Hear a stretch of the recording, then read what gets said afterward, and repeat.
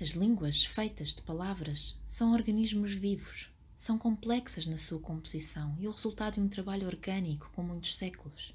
O português é uma língua românica que, embora floresça do latim, assimilou outros sedimentos e camadas que o foram moldando.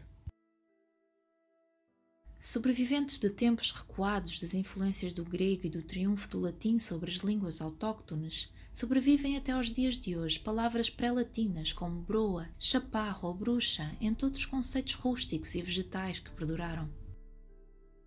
O fundo latino abraçou vários territórios e nações, unificou províncias e forjou um império, vivendo nas várias línguas que dele derivaram.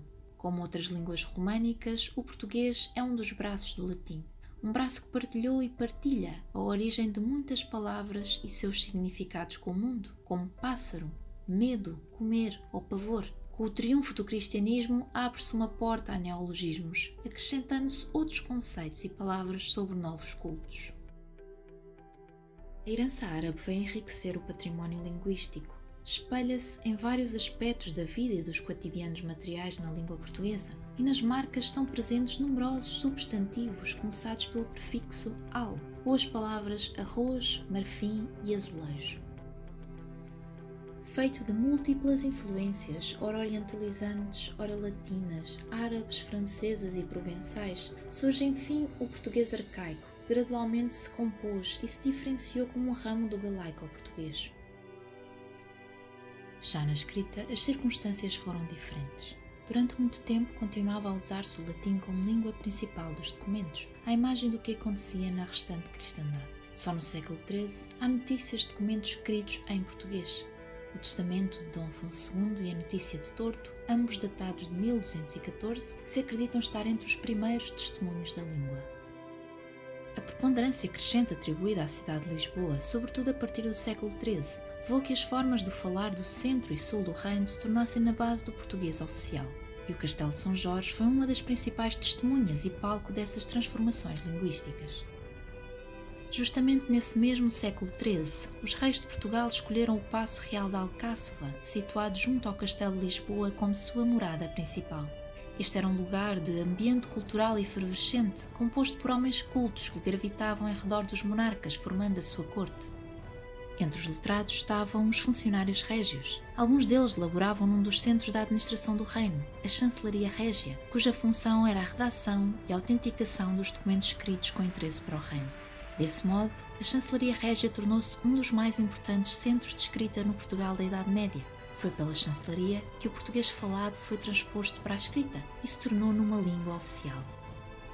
A larga produção de documentos redigidos pela chancelaria do reino obrigou ao seu arquivamento em rolos ou códices. De forma a preservar a memória após a morte dos monarcas, os livros da sua chancelaria eram guardados no principal arquivo régio do reino, a Torre do Tombo, alojada numa das torres do Castelo de São Jorge.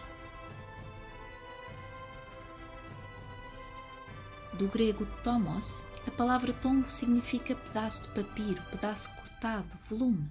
Era nesta torre que se guardava o livro mais antigo do Recabedo Regni, os chamados Tombos da Coroa, onde eram registadas as rendas e as propriedades do reino.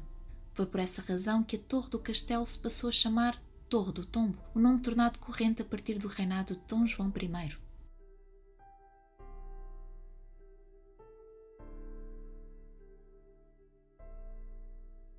Fernão Lopes, Gomes e Anos de Zurara, Rui de Pina, Damião de Góis, 4 guardas-mores da Torre do Tombo, foram figuras ímpares da cultura e da produção escrita portuguesa. Servindo-se dos documentos à sua disposição, narraram nas suas crónicas os feitos dos reis do seu tempo e de reinados antigos.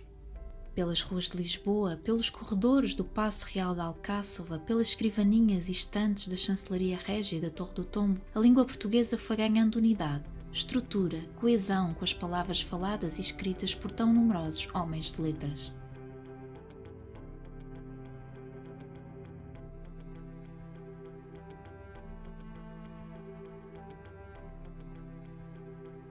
O Castelo de Lisboa foi um espaço de defesa, de proteção, feito para a guerra. No topo das suas muralhas rondavam homens armados com a missão de guardar e vigiar Lisboa.